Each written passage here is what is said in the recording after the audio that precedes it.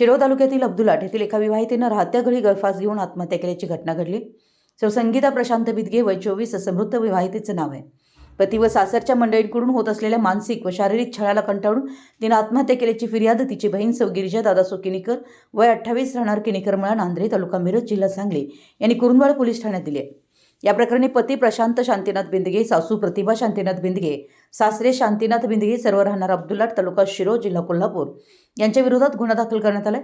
पोलिसांनी दिलेल्या माहितीनुसार मोटरसायकल, सोन्याची अंगठी व चेन आणण्याच्या मागणीसाठी पती व सासरच्या मंडळींकडून संगीताचा वारंवार छळ केला जात होता। त्यामुळे ती काही काळ माहेरी गेली होती। दरम्यान पतीने तू तातडीने सासरी आली नाहीस तर मी आत्महत्या करीन अशी धमकी देऊन तिला परत आणलं। डिसेंबर 2025 पासून 10 मार्च 2026 रोजी पहाटेपर्यंत विविध कारणांवरून शिवीगाळ व मारहाण करून तिचा मानसिक व शारीरिक छळ करण्यात येत असल्याचं फिर्यादीत नमूद आहे।